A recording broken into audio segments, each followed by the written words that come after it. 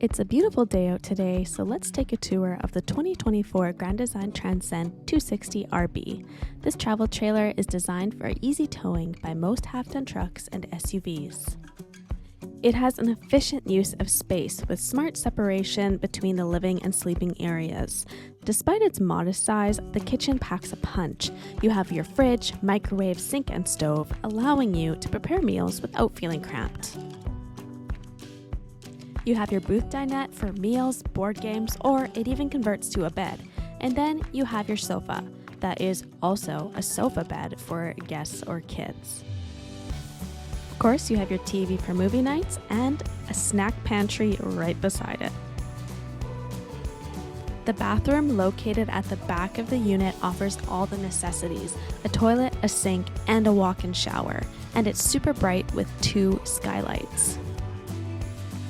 These linen cubbies provide additional storage for towels and toiletries. I really want to emphasize the amount of storage you have in this travel trailer. You'll find additional overhead cabinets for keeping your belongings organized in almost every wall of this trailer.